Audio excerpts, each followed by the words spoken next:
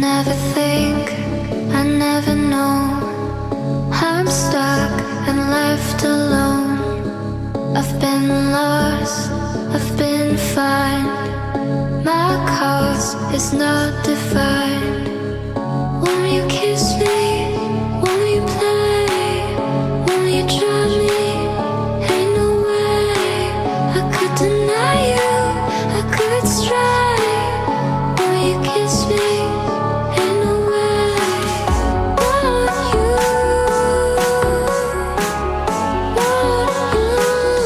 come and try me now. So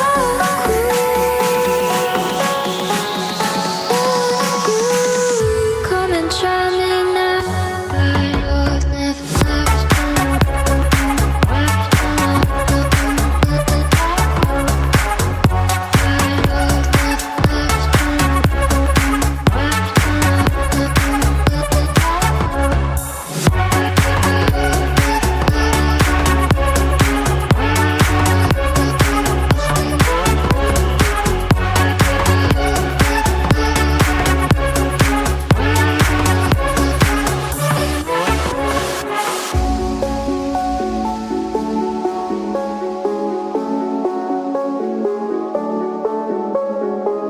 I never think, I never know.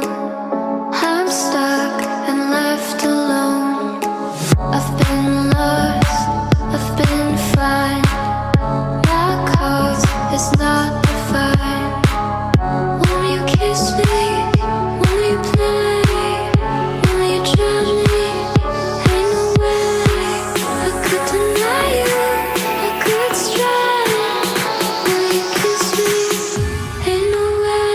I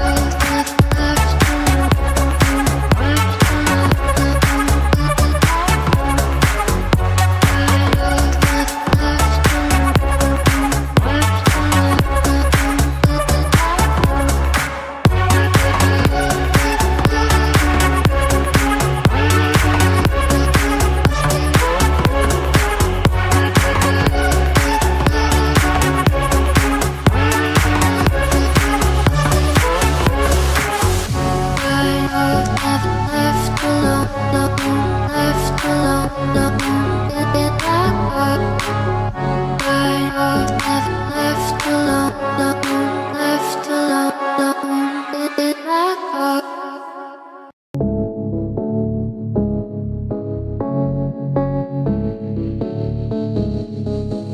I never think, I never know. I'm stuck and left alone. I've been lost, I've been fine. My cause is not defined. Won't you kiss me? Won't you play? Won't you drive me? Ain't no way I could deny you, I could stray. Won't you kiss me? Ain't no way. Want you,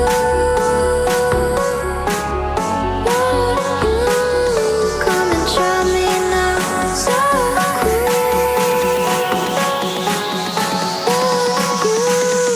come and try me now.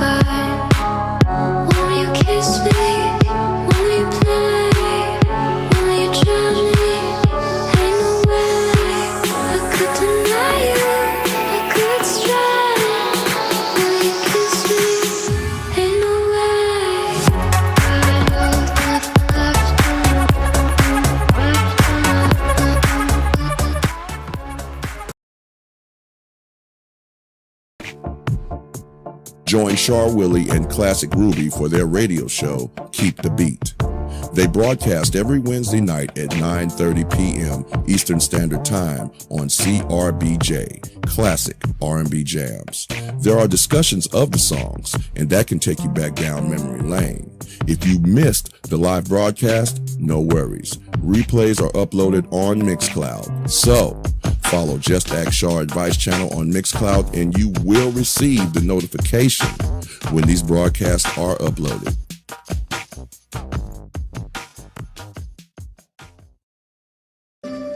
Hi, this is Char Willie from the JustaskChar Advice channel on YouTube. Join me every Friday night at 9:30 p.m. Central Standard Time for an open panel discussion. You'll find myself, Classic Ruby, and others giving our honest opinion, giving several examples, and problem solving. If you have an email for advice, you can send it to justaskchar@gmail.com. Hope to see you soon. Peace.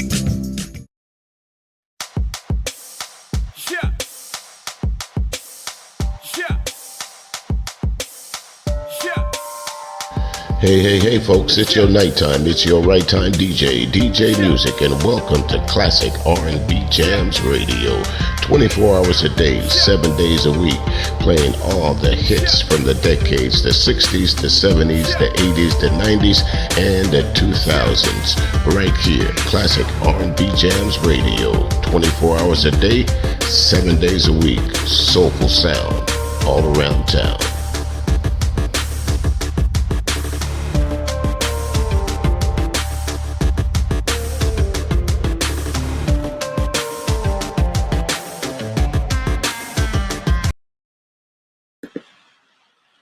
What is going on? What is going down? What is going on?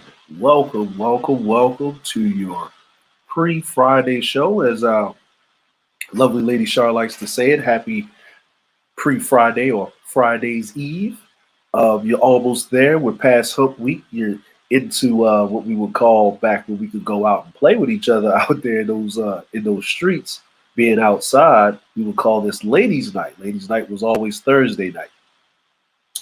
So yeah, welcome to the 1/3 show. It is your host, Just DeAndre. How are you guys doing? We wanted to run those, pay those bills and support our other content creators. We will run those commercials again at the top of the hour and at the end of the stream. So for all of you coming in, get your feet up, kick your feet up. Wait for more people to come in here so I can talk to my fam. So first 1/3 show for the month of March. How's everybody doing? Those stimulus checks are coming in finally. Man. Now remember, don't go out there and buy that brand new Easter outfit because we still got social distancing. Make sure you pay those bills because guess what? Guess who's not social distancing? And guess who COVID ain't affected? The bill collector. Yes, the bill collector. He's not socially distancing from your bank account. So make sure you keep the bill collector off your butt. Take that stimulus check and pay them bills. Make sure you eat, though. Don't worry about buying no new Jordans. Don't buy about buying, getting your hair done, getting your hair did, because you ain't going nowhere to see nobody. But what you don't want to see is the curve. So make sure you use that stimulus check to pay your bills. This has been a public service announcement for those that don't want to get set out incorporated. Now, speaking of which, hope y'all like that little public service announcement. Today we're going to talk about this narrative thing in these YouTube streets, and I like to give credit to what credit is due because there is a brother that we always have fun debating, having good conversations with over there on our esteemed sister Bob Cherry, Creole Living and stuff like that. And his name is Q the General, and he always says this thing, the narrative, right? And he is right, And when he says, I want to push back with this narrative or try to keep you from pushing this narrative. And what does narrative mean? In the social media age, what does narrative mean? Narrative is a story that's being told. Narrative is your social clout. You know what I'm saying? Narrative is your social clout. What's up, Iron? What's going on, fam? How you doing? You know what I'm saying? So narrative is your social clout that you have. How should I say this? In social media or in the cyber world, right? And how do we come up with these narratives? Why is narrative such a thing? Well, mass media have been pushing narratives on different demographics of people for the longest, right? But we're just going to narrow it down. You know, say there's I'm black, so we're not even going to talk about that because that's just obvious, right? Because you expect the black guy to talk about black issues, and we're going to make it about a black thing, and then you're just going to get uncomfortable about it. But no, no, no, no. This is the 1/3 show, and we like to break things down to an atomic level. So here we go, right? Here's the narrative. Did you know that the whole reason World War II was going on because one country had citizens in their country and they began to push a narrative. So what is narrative? Narrative is a subversion through propaganda. Yes, that's what a narrative is, right? When you read a book, the author, when you open the book and you read the book, right? And you read the read over of the book, you read the back of the book, you read the preface of the book, right? You read the prologue. The prologue is world building, right? It's a world building thing. A lot of people don't read books anymore, but I read a lot of books and I like reading, right? Now, world building, right? It's to build the environment. It's for you to understand, especially in a fantasy world, right? A fantasy novel. It's for you to understand what is going on, right? What is the social system? Who is the protagonist and the antagonist? Who is the hero? Who is the anti-hero, right? Who should you be rooting for? Who should you be cheering for? And who should you hate and despise?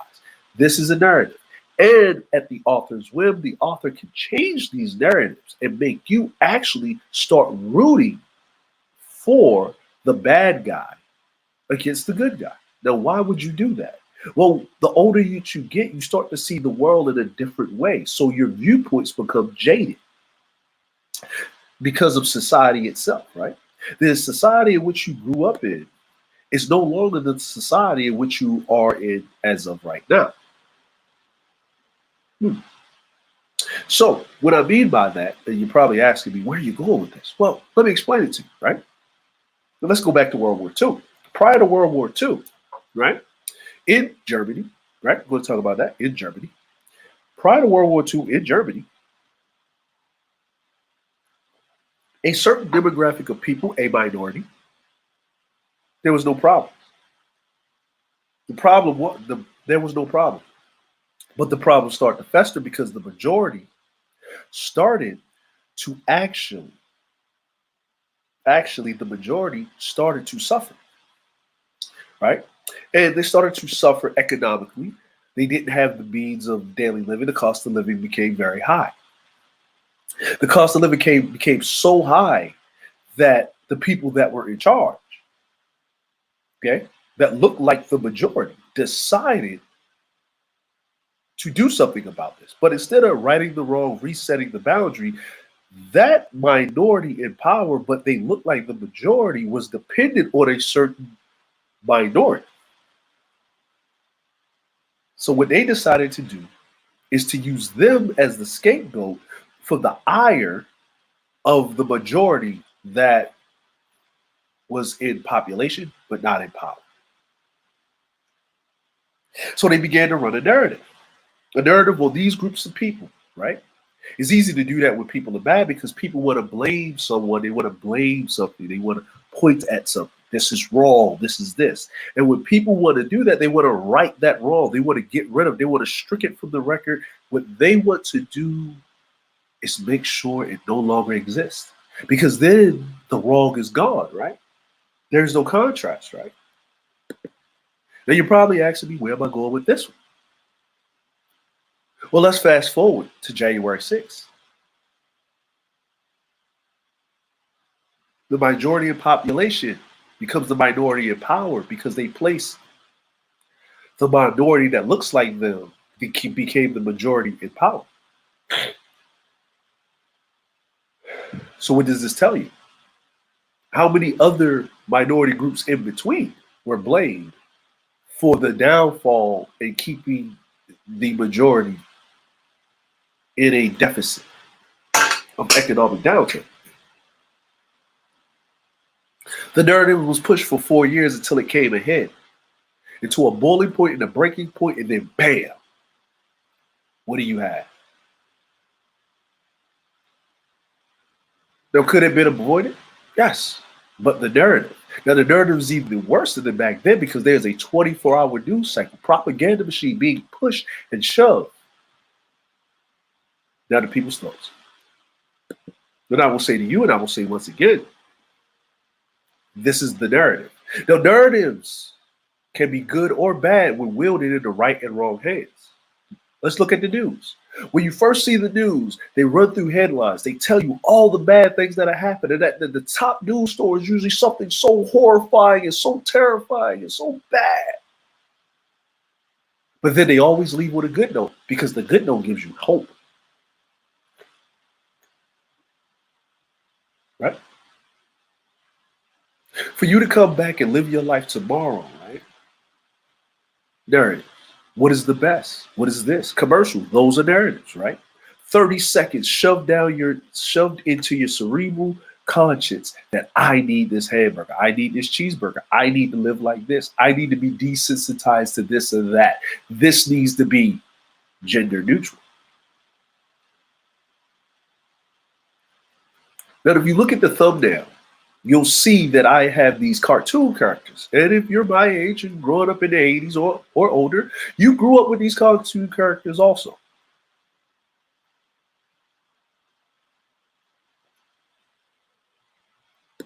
Now, the elephant in the room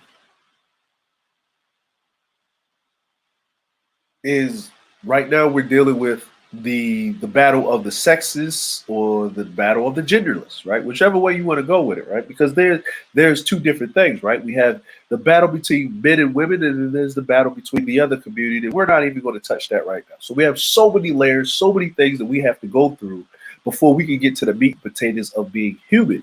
And because narratives are being pushed every day that you look at media, every day that you look at it, you have to look at it with what type of eye? Okay. Now, we're going to talk about first, right? You know, it's something because I grew up on this, right? I didn't know it was racist until someone pointed it out to me, you know, and I'm you know what I'm saying? I'm just, you know, here, right?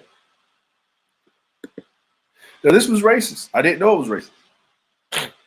You know, and if you don't know, you know, right? You know, certain things just not, you know, pointed out to me. And I'm going to be real. I'm going to be real with you. If you don't know, you don't know. Okay? So, let's get into it, right? Welcome, everybody. You know what I'm saying? I'm glad you like my 15-minute monologue and stuff like that. If you know I'm kind of snorting or whatever, allergies are like the devil, man. Like, you know what I'm saying? Allergies are like torture. Like, if you want to torture somebody, give them allergies.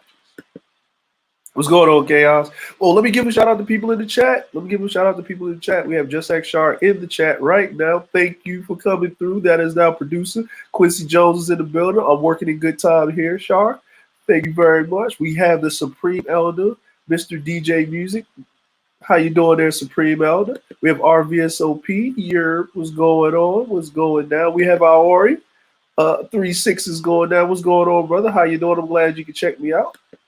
Okay. And we have Chaos Rain in the building. How you doing there, Chaos? What's going down? Okay, so let's get into it. Okay, so why Dr. Seuss got away with anti-Asian racism for so long? The author drew racist stereotypes in children's books and political cartoons, but a reckoning has been delayed because of his historical ingrained anti-Asian racism, experts say. Okay, so I'm reading this and I'm looking. Okay, so we have, I guess this is the Indian man here. I guess these are supposed to be giraffes, and this is an elephant, obviously. Okay, this is that, and they're pulling this Okay, yes, and this would basically show that this is how the British basically took over India and did what they did. Okay, and then you have okay, you have a Chinese man here. Then this is a Chinese man here, and the Chinese man is running around with chopsticks in the bowl of wine. Okay, so a China man who eats with sticks, a big magician doing tricks, a 10-foot beard that needs a comb. No time for more. I'm almost home. Okay.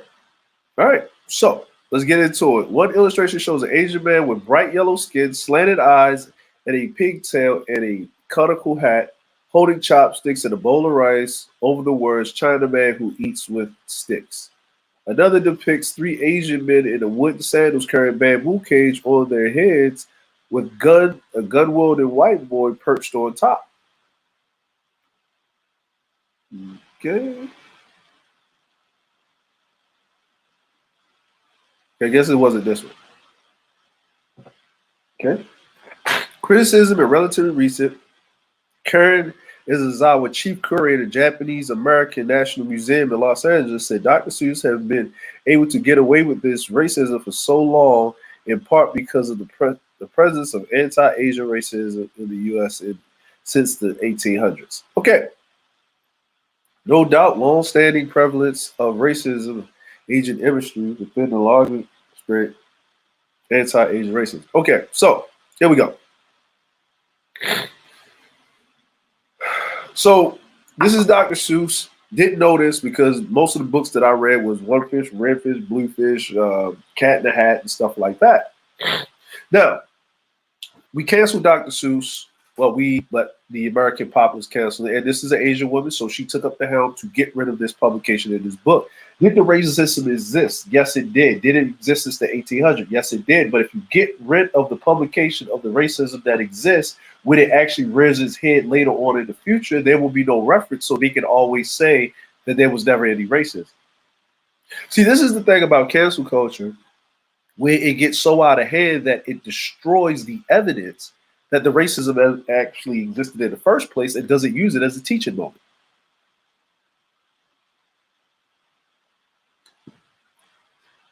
Bill, you're probably asking me, like, man, that was kind of crazy right there that you said that. It's kind of off, right? Kind of off that I said that, right? No. Let me explain it to you, right? When you remove all dangers from children, but you do not teach them, right? Like, let's give it to an example.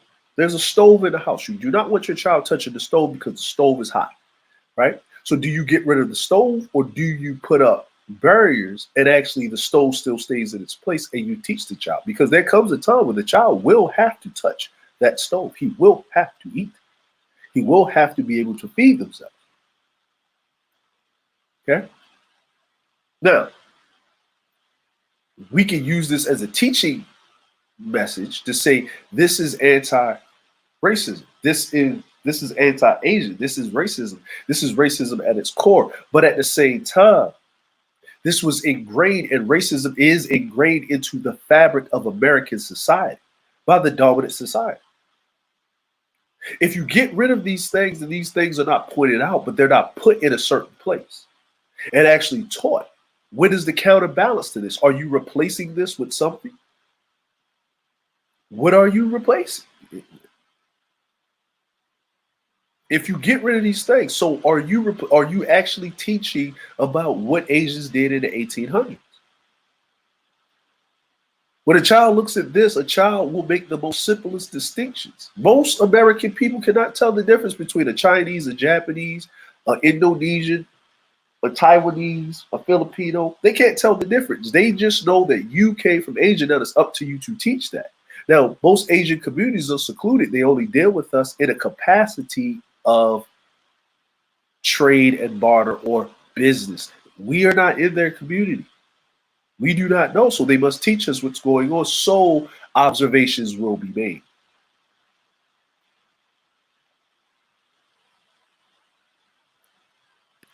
Now, Is this from old time? Yes. Is how Asians are perceived? Yes. Who controlled the media? Why was Dr. Seuss allowed to do this? Children are what? Are taught this, right? So racism is not something that you're born with, you're taught it, right?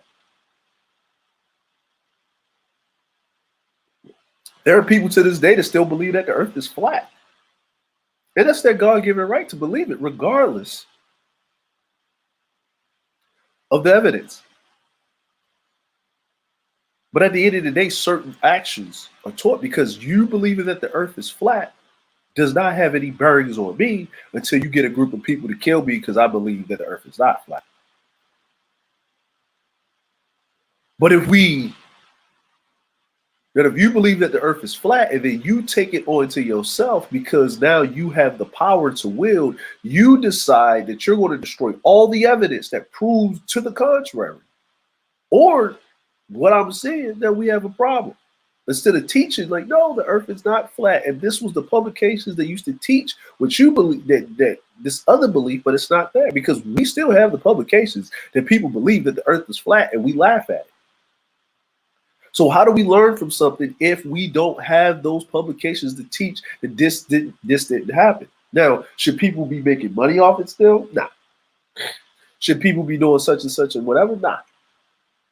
But should we teach it or should we just wipe it from the history books like it didn't happen? And it did happen. This happened. And this should be talked about and it should be taught that this is not this. But did Asians wear that type of hairstyle? Because this man didn't just dream this up. Yes, they did.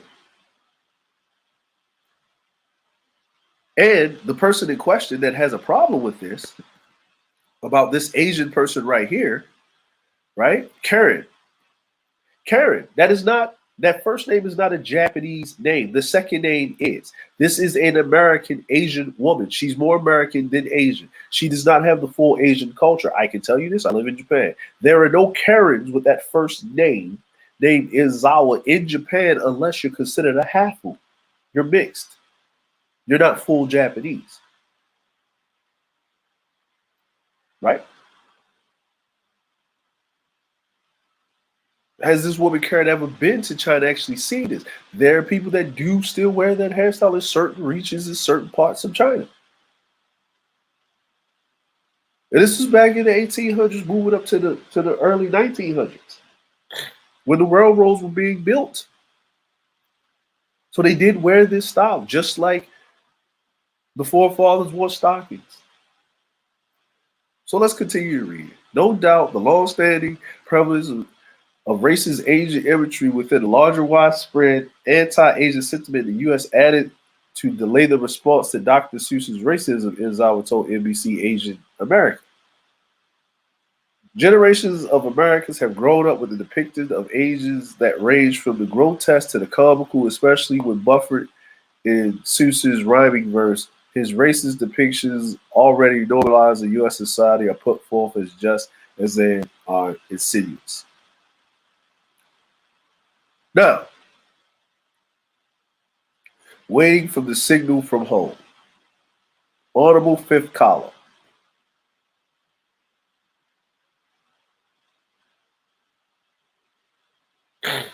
Now, this right here,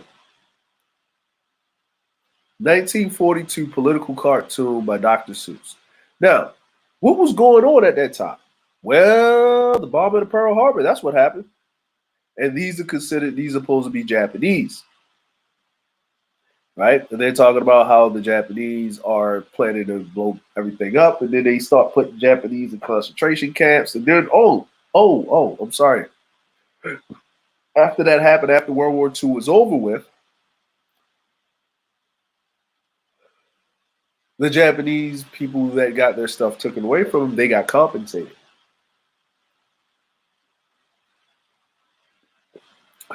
This current Izawa. His racism wasn't limited to children's books. The pen name for Theodore Seuss, Giesel. I think Giesel, I think that's a Swedish thing. who died in 1991 at 87, also perpetuated harmful Asian stereotypes in a series of political cartoons. From 1941 to 1943, he published more than 400 cartoons for the New York newspaper PM, many of which display anti-Japanese racism during World War II. Who bombed Pearl Harbor? Japanese. Of course, you do that in war. Okay, the guys died. The guy's dead. It's 87 since 91.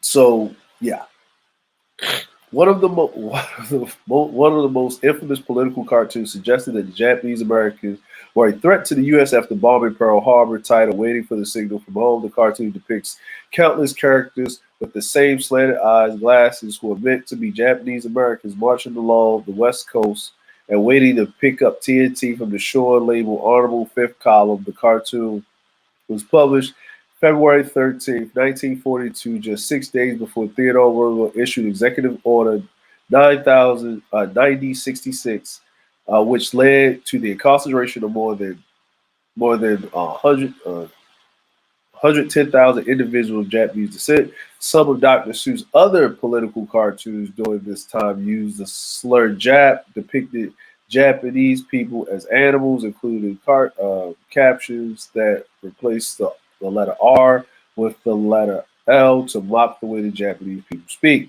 Here's the thing. That wasn't mocking. I'm in Japan. Japanese people can't pronounce R's.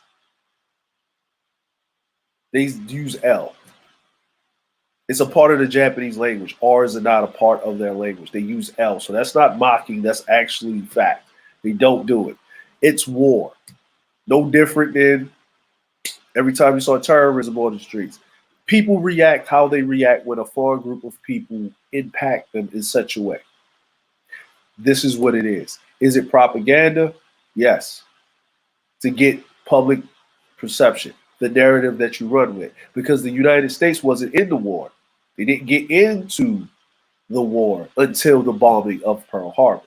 Now, the way it was handled, can't agree with it, but it was handled nonetheless. Very, very scary Jap in the box, wasn't it?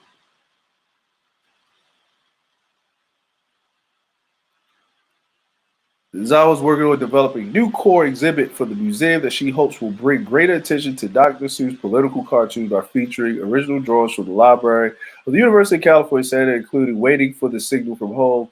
It's important to draw attention to the racist images that Dr. Seuss's cartoons and children's books because they're almost insidious. Let's see.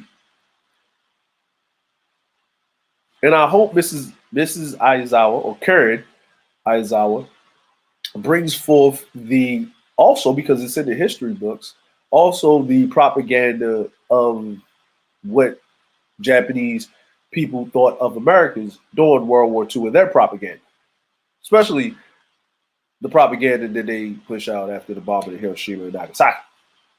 Like, most people in Hiroshima and Nagasaki don't even know that Japan started the war.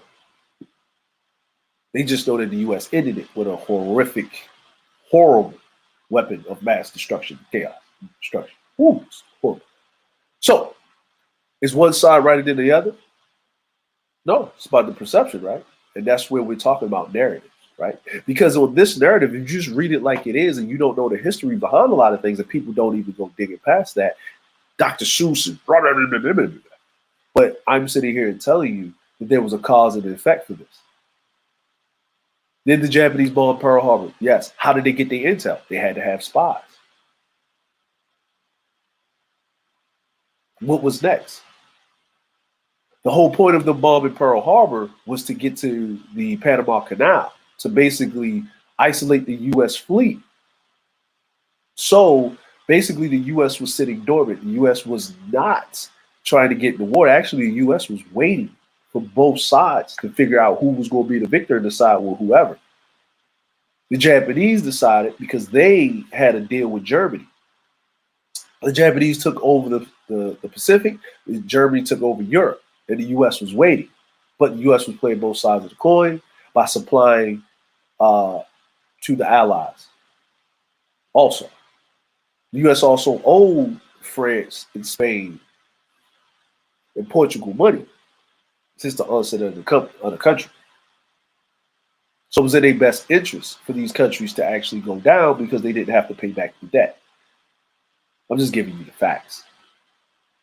But if you were to just read this, Dr. Seuss is an anti-Asian person. Now, we never heard of this really pushing forward until COVID-19, and you're getting all this anti-Asian sentiment that is propagating itself up, right? And if you actually go look at a lot of those attacks, they're horrendous at best, but the most brazen of them are actually done by other Asians. And they don't call this Asian on Asian crime, right? They call this anti-Asian racism, these crimes or whatever, right? Because, it's the same as every other group that's in America.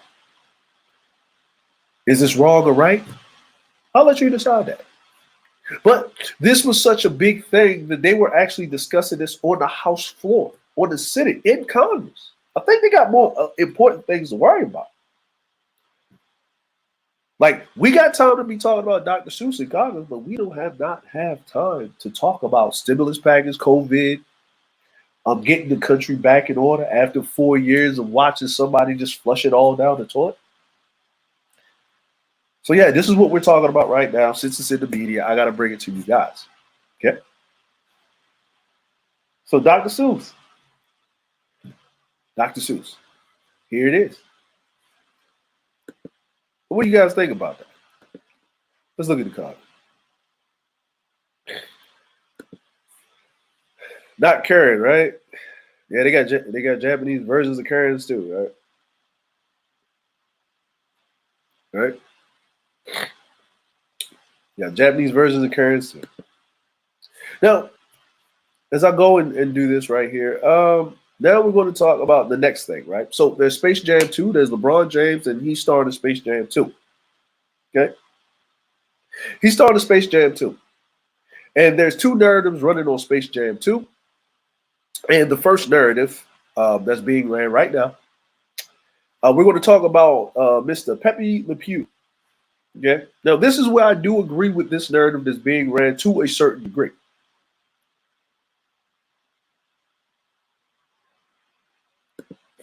Which Char says, I'm wondering if folks were at home and looking for things to read and entertain their kids and decided to say something about Dr. Seuss. Until I saw it, until I read it, I saw it going across the news. I was like, who's talking about Dr. Seuss? I'm just thinking in my head, because if you're going to cancel Dr. Seuss, you better cancel Tom and Jerry, because Tom and Jerry, that's some racist crap. Now, we all know what Tom and Jerry is. Most cartoons from 1990 and older should have been canceled. Straight up. And we gonna go down this rabbit hole. G.I. Joe, everything. Shoot, I'm watching cartoons now. Most of the cartoons now are worse than the cartoons then. Because most of them have to deal with some psychedelic drug being taken or some crazy off-the-wall thing. Like The Simpsons has been running ever since I was a kid. But The Simpsons not made for kids. Like Rick and Morty. That's on Adult Swim. Adventure Time. Do I believe that a child should be watching SpongeBob? No. Absolutely not. I think they should just be watching Sesame Street, Elmo and stuff.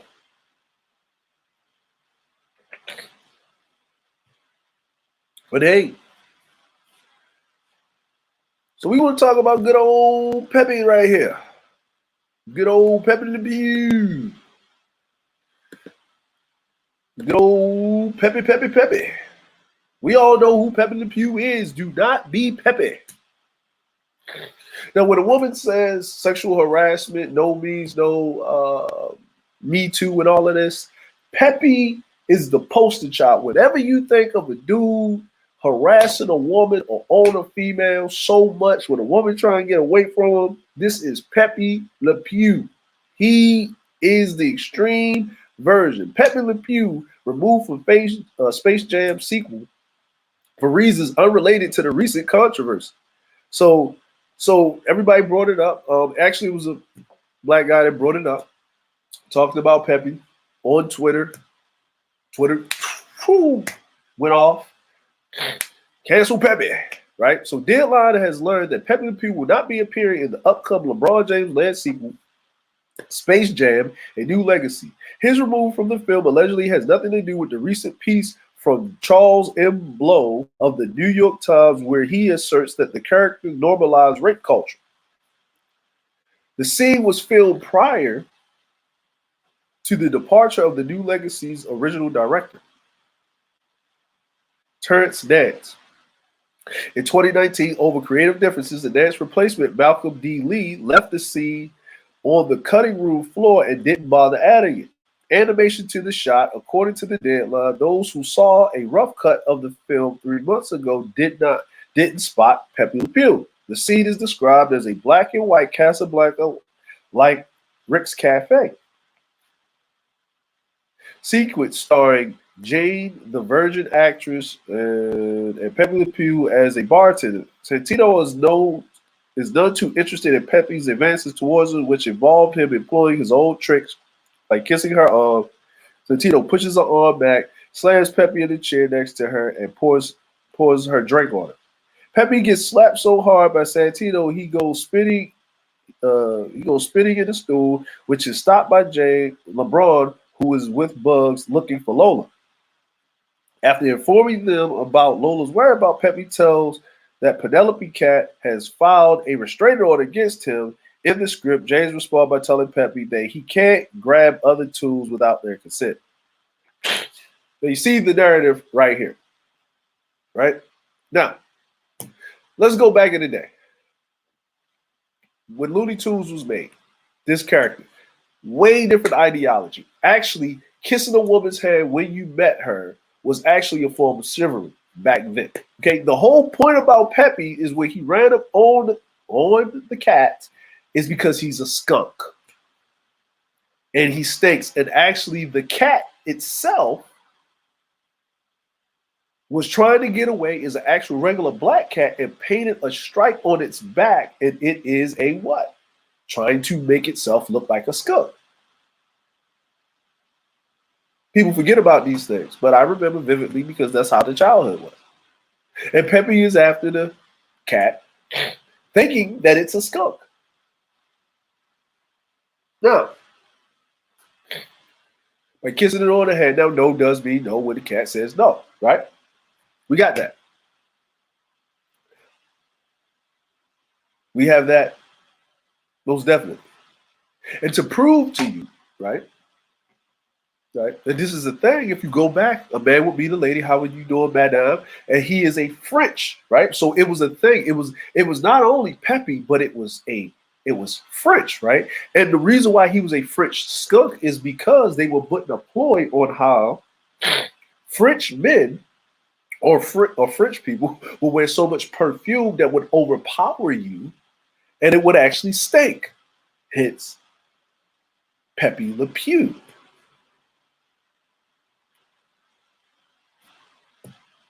And that's where it came from. Now, we normalize rape culture with it. Right? Was Pepe extreme? Yes, he was.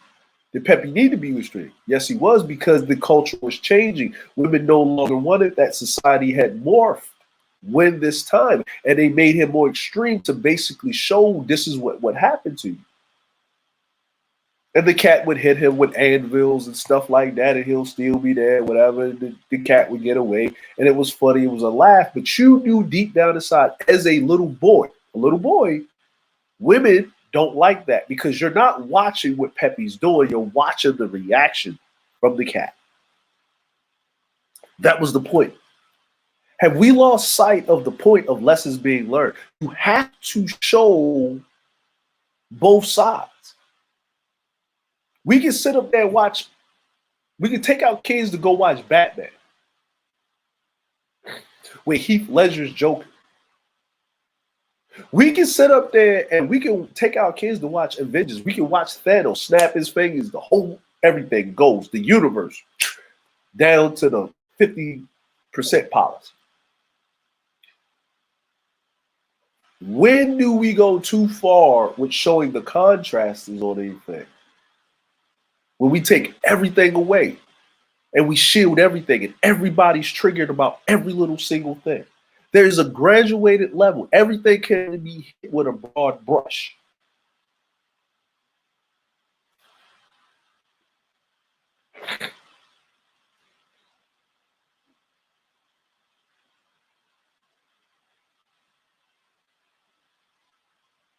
Absolute power corrupts all.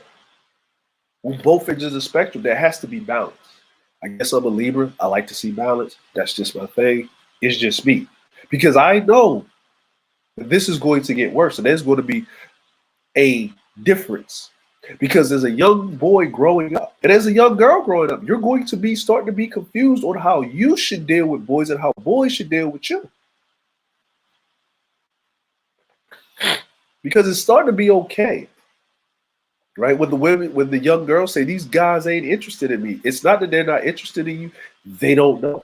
Because at the end of the day, we have to use a social structure for us to understand and how to deal with each other. When I grew up, I knew grabbing a woman's hand, you don't kiss her on the head or whatever. You don't do that. I remember when I was first going to Spain, I thought it was weird that people kissed each other on the cheek. When I got to France, I saw that. I got to Italy. When they meet each other, they kiss each other on the cheek. That's just a proper greet. That's just what they do. Do I do that in the US? No, I do not. But to properly greet someone there, you would do that. Men do it to each other. Everybody does it to each other. That's just their culture. That's just what they do. Now, what is our culture? What do we do in our culture, in our norm, in our society? I'm from Baltimore. We say hey, to each other. No, I don't know other people that do that. We talk differently. Just like up north or in New York, they're different. Person will walk by you in the street, bump into you, keep going. Down south, you need to speak to someone when you see them in the morning, whether you know them or not. Good morning, a proper good morning. I moved from Tokyo. I live near Nagoya. It's more country, more rural. People have more modicum of respect, more helping because it's slower. They love and they need that human interaction because when you're in wide open spaces, you need that human interaction. When everybody's compressed and whatever, you don't need it because you're overloaded with it. Now, should they tone Pepe down? Yes. I don't think they should cancel Pepe. I think they should teach and show Pepe's growth. Because what you're showing the young men is once they make one mistake, depending on, because it's all preference, right? At the end of the day. And I'm not saying that the cat in question doesn't deserve that opportunity and that right for preference. And once she says no, it's a wrap. But what I am saying is that what happens to Pepe after that?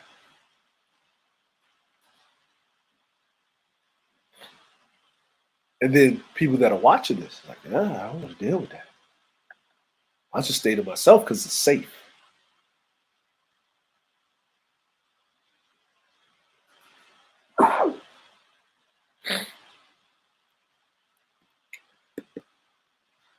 Now that's Pepe, but we have more. So let's check the chat right now.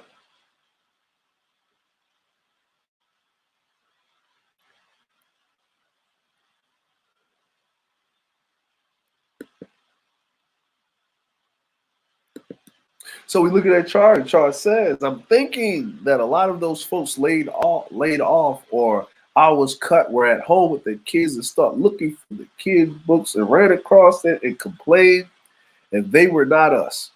Oh yeah, they weren't us. It's good. Pepe P will pull up on that chick.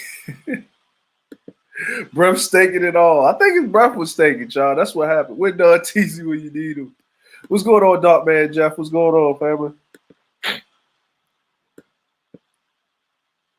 Georgie Porge put in pie, kissing the girls and made her. Got it. Now we're going to talk about something else. We're going to go into this next one, right?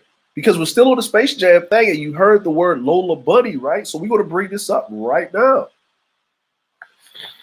We're going to bring this up right now, and I'm going to actually share my screen and actually show you a couple of little photos, right? Because we got to show photos. We got to show contrasts. We got to show photos and contrasts. Yeah.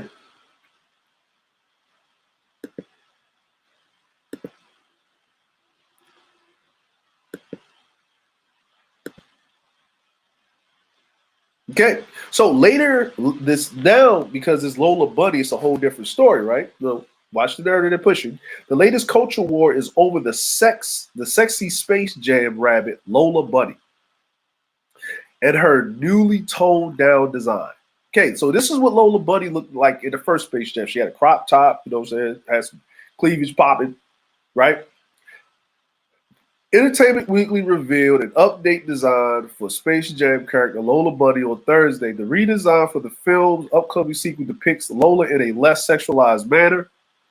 The redesign prompted a strong response online, with some calling it an example of cancel culture. In the latest online culture war, it's about Lola Bunny, the character from the 1996 film Space Jam star Michael Jordan. Yes, the conversation is about her being less sexualized in the upcoming sequel, Space Jam: A New Legacy. So, Lola is heavily sexualized in Space Jam. Her new design is an attempt to change that, right? So this is what Lola came in looking like, okay? Hey, remember? Because I think this is around the same time or a couple of years before or after Who Framed Roger Rabbit, and it was Jessica Rabbit, right? Okay.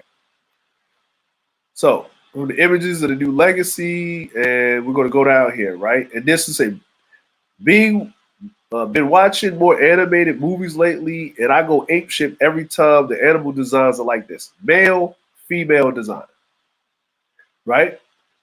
This shit makes me so angry. Here's the deer from Open Season. They're dating. Okay? Okay. Lola's redesign evoked a strong response, conservative media personalities, right? They took away Lola Bunny's tits for Space Jam sequel, and I'm so furious. I just punched the wall, right? Now, Lola went from looking like, we would say, a female to a WNBA star. I'm going to say it. Yeah, I said it. Yeah, I said it. Yeah, I said it, right? The image of all those right-wing influences we're sharing of the original Lola Bunny is actually pornographic fan art. Whoops, right? Redesign, and this is the redesign. Now, they're putting this out here. I hope I'm not late to the Lola Bunny train, right? Here we go. I am late, right? This is the Lola Bunny thing, right? This is how they got it, right? So I'm going to show you her design, right? I don't, really care because I'm just watching the movie and I'm not looking at an anime character like that.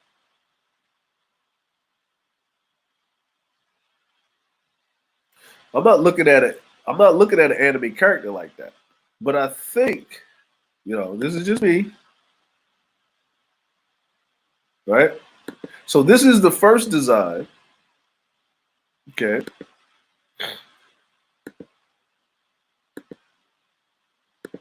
This is the first design. Okay.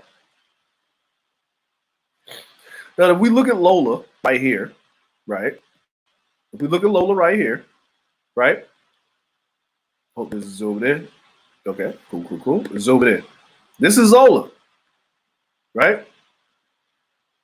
This is what Lola looked like for the Space Jam 2 movie, right? Lola kind of looks like, kind of shaped like a black woman, right? You know what I'm saying? Lola kind of shaped like a black woman, right? Okay. Now, with that being said, now we just saw Lola. Now, that's what they had there. But now, let's look at Lola now, right? After they went and changed her, right? Okay. And this is where the narrative of we can just be as good as you guys and stuff like that in certain situations, right? So the desensitization, the narrative is being pushed because now we already have a problem with anatomically men that identify as females being in female sports, right? Now we're pushing this narrative of all inclusion, but we have to desensitize your senses first. So this is Lola now. This is Lola then. That's Lola now. After they changed Lola, she still got the armband or whatever. Now she's skinnier. She's flat-chested. There's no difference between her and Bugs Bunny.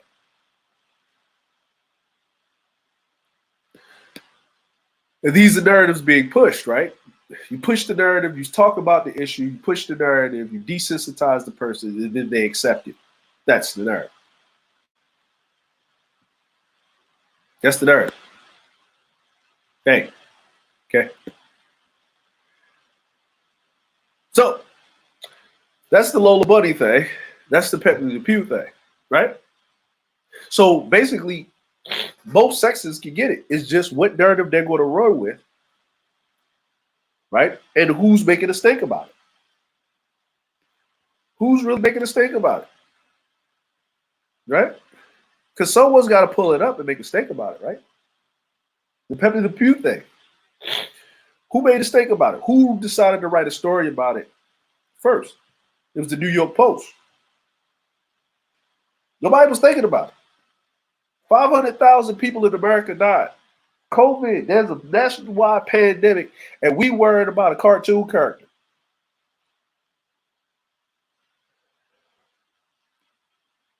Right? Who did the Lola Bunny thing? Entertainment Weekly revealed. Character redesign Thursday, the latest online culture. Who came up with this? Right-wing radio host Jesse Kelly wrote in a tweet referencing Lola Bunny's design. Right-wing radio host Jesse Kelly. Let's check out this Jesse Kelly person. Right? Right? Now the right people are putting up Pepe Le Pew as their avatars and stuff like that. It's crazy. But this narrative is the narrative of distraction to keep you entertained. It's the old move the hand. Okay? You see this? Is this important right now? No. No, you're probably asking me, well, if it's not important, why are you reporting on it? Why are you talking about it? Well, I'm just trying to give you an example, right? Because for you to know what's bad, you got to see it. You got to know what it is, right? Right? This is an example. The movie Space Jam 2 is not coming out until the summer. It was pushed back because of COVID. Now you're going to go watch the movie to see if the movie's going to be good or not. Because of the controversy. You got two stories in the news that one went all the way up. Dr. Seuss went all the way up to the house floor. So one thing in your childhood, two things in your childhood, three things in your childhood. What is the narrative they're really pushing? They're infringing. This younger generation is infringing on your childhood. What you grew up, what was your normal. And guess what?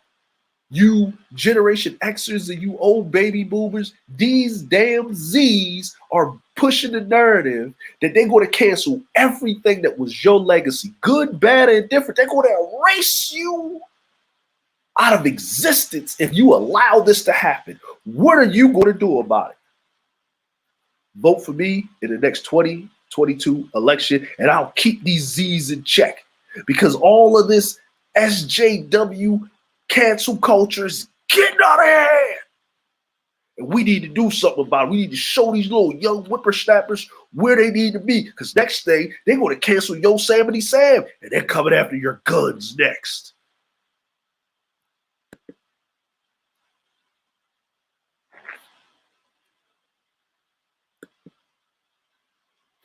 And that's what they're doing.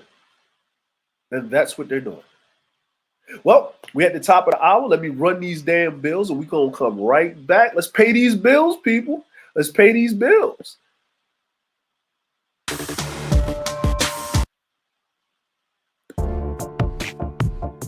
Join Char Willie and Classic Ruby for their radio show, Keep the Beat. They broadcast every Wednesday night at 9:30 p.m. Eastern Standard Time on CRBJ, Classic R&B Jams. There are discussions of the songs, and that can take you back down memory lane. If you missed the live broadcast, no worries. Replays are uploaded on Mixcloud. So, follow JustaskChar Advice Channel on Mixcloud, and you will receive the notification when these broadcasts are uploaded.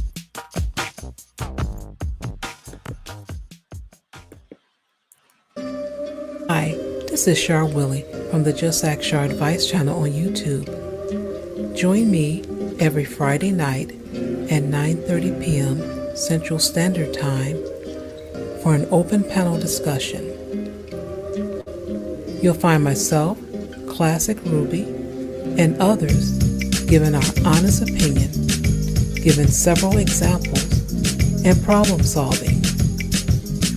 If you have an email for advice, you can send it to JustaskChar@gmail.com. Hope to see you soon. Peace.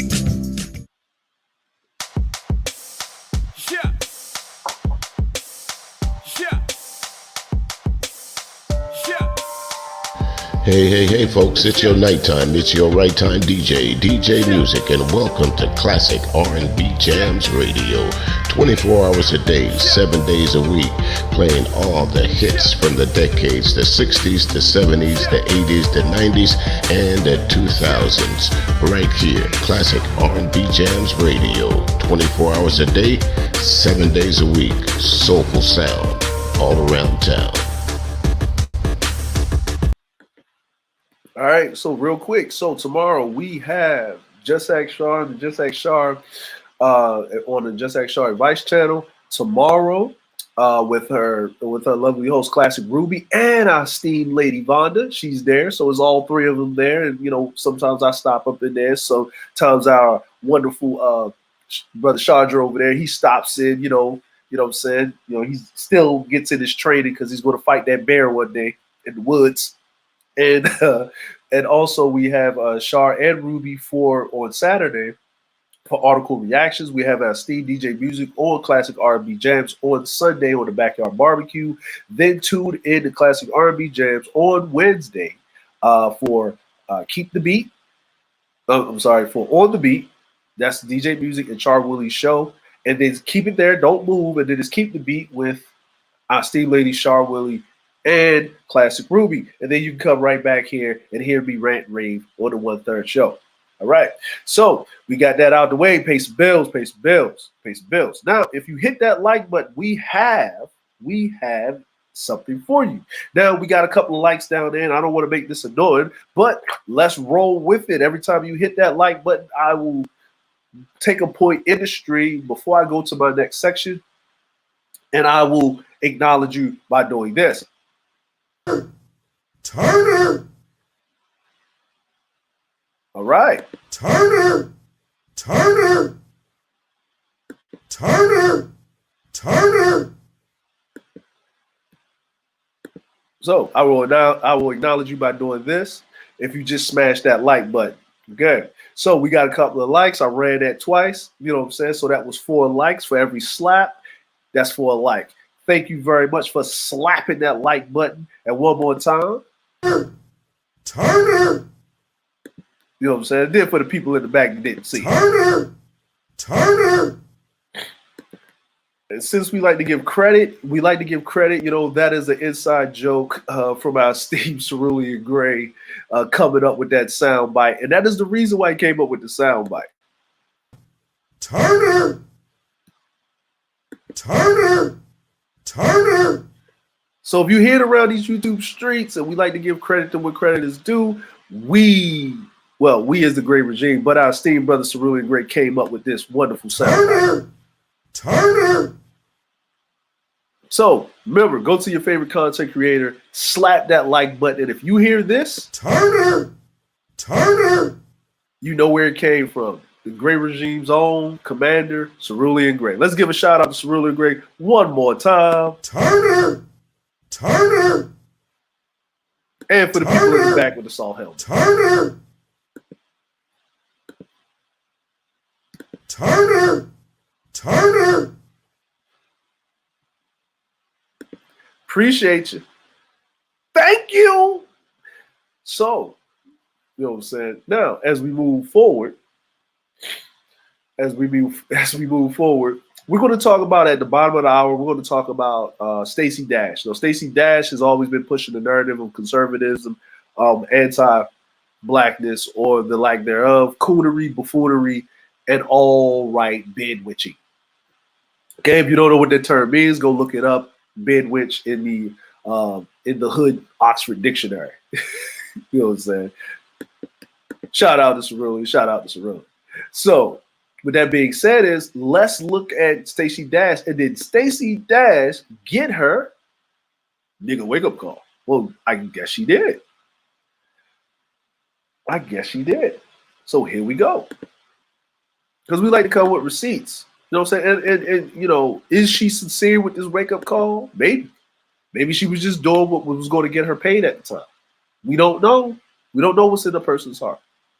But usually, you can tell the character of a man when they're on their last leg. Okay? Let's do it. So, Stacey Dash apologizes for controversial political takes. That's not who Stacey is now. Okay? So, this is Stacey Dash. This is the woman in question right here. She's not an ugly looking woman. She's a very pretty woman. That doesn't mean, you know. Stacey Dash says she's sorry for the divisive comments she made during her time as a political pundit. The 52-year-old actress issued an apology during an exclusive interview with Daily Mail TV, insisting she regrets the role she played while working at Fox News. The conservative network hired Dash as an analyst commentator in 2014, but fired her nearly 3 years later following a string of controversial statements. Wow, man. You was going too overboard with that, right? In 2015, she claimed that President Barack Obama didn't give a about terrorism. She also called for the elimination of Black History Month. BT and the NAACP Image Awards made transphobic comments during an Entertainment Tonight interview and defended former President Donald Trump's very five people remarks in response to a daily Charlottesville rally. I think the thing that really got her fired was probably this right here. You know what I'm saying? She was making derogatory comments. So she wouldn't even got hired at Fox News if she wasn't used as a ploy to go against black folk. Like our dear Candace Owens, she's got a new show now. Yeah. So I've lived my life being angry, which is what I was on Fox News, she told the Daily Mail. I was angry, conservative, black woman. So conservative is like the new abstract way of saying far right or racist or white supremacist. Now, do I believe that conservative should be labeled as such? No, but the narrative is as such. We talk about narratives. That's what it is. Whatever you think about a conservative, you hear it. You think about tiki, torch bearing, they shall not replace us. You know, AR-15 wielding, tobacco spitting, running up on the Capitol. Where's my money? Moscow Mitch. Wearing a bison helmet with his feet kicked up on the Speaker of the House's desk. Yeah. Oh, yeah. And those space lasers. Got to watch out for those space lasers. And at that time in my life, it was I. The life was who I was. So she said, I realized in 2016 that anger is unsustainable and it will destroy you. I made a lot of mistakes because of that anger. Now, what I got a question is, was she angry because she was black or what? I'm not, you know what I'm saying? What? I'm not confused. Okay, well, let's continue, right? She continued, there are things that I am sorry for, things that I did say that I should not have said them the way that I said them. They were very arrogant and prideful and angry. And that's who Stacey was. But that's not who Stacey is now. Stacey, someone who has compassion, empathy. God has forgiven me. How dare I not forgive someone else? I don't want to be judged. So how dare I judge anyone else? So if anyone has ever felt that way about me, like I've judged, that I apologize for, because that's not who I am. About a year after she was fired by Fox News, Dash announced she was running for Congress in California, but ended her campaign just 3 months later. Dash told Daily Mail TV she will never return to politics and suggest she was no longer on the Trump train. The Clueless star said that January 6th Capitol riots marked a turning point for her. Yeah, if they run up on their own, what they do to you? Being a supporter of Trump has put me in some kind of box that I didn't belong in, but he's not the president, she said. I think the Capitol riots were appalling.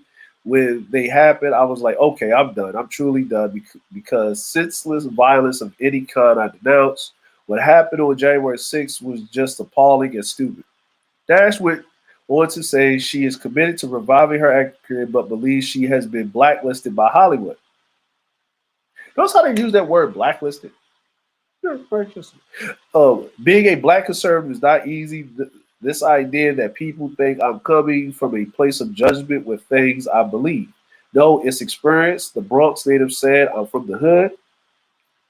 The codes of the street are very conservative. If you're not a hustler, if you don't know how to hustle, how to make your money, you're a lamb for the slaughter. So basically, it's no longer monetarily feasible for you to be on a conservative train. So now you're jumping on the I'm a conservative, but I have some morals and I have standards when people go overboard. So is she truly sorry, or is she basically telling you in layman's terms, right? Now, here's the narrative just trying to be pushed. Stacey Dash has turned over a new leaf. Stacey Dash has recanted on all of the foolery, buffoonery, and debauchery and back bucking that she's all did, right? And she is for the people. No, Stacey Dash is basically saying to your face, if you read between the lines, and this is what I'm here for, to point out, right? Because we're talking about narratives. She's trying to do a whole new reputation and social change and get her social capital up.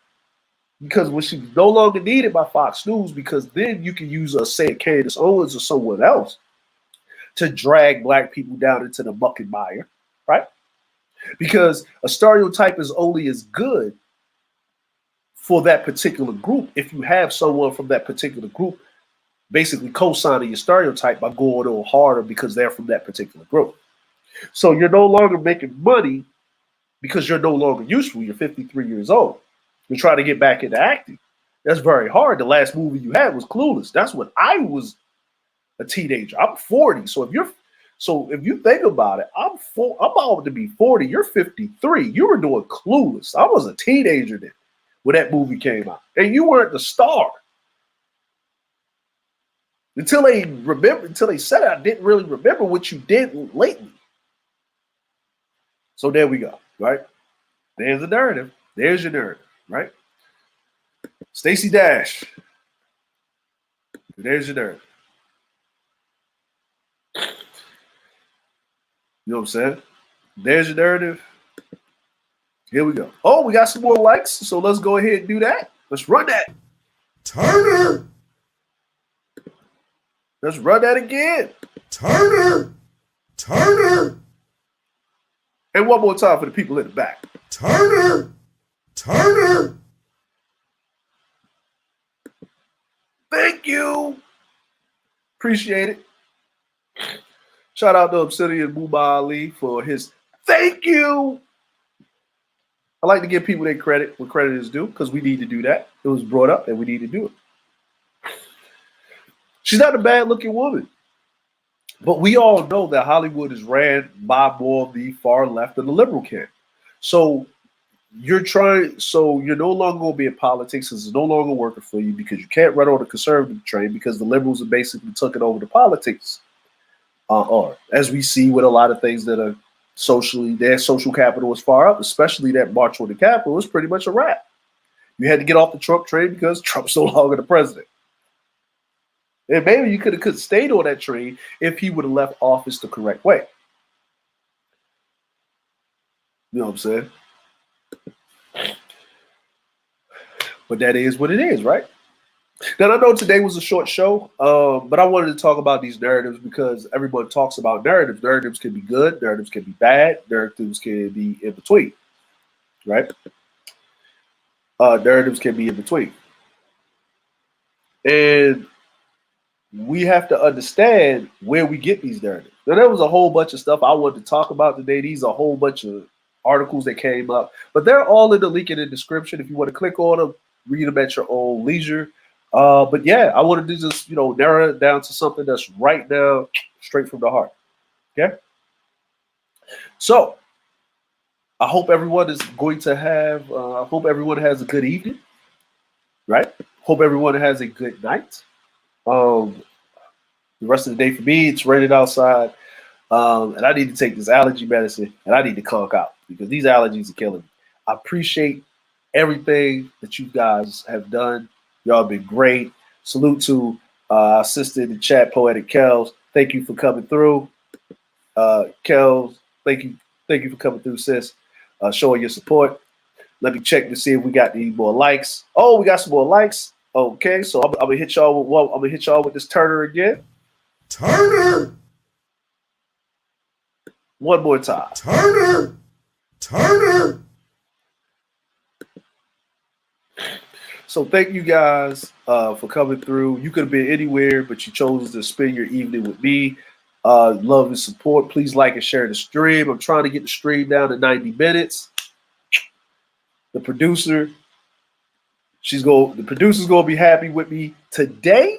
Yeah, buddy. Yeah, buddy. Because we're in that 10-minute time frame. 10 minutes, because if you're early, you're on time. And if you're on time, you're late. And if you're late, you're messed up. Salute to the nation. Salute to the black nobility. Emma Noblesse. No one will beg you to be great, but we will hold you accountable. And y'all have a lovely evening. I never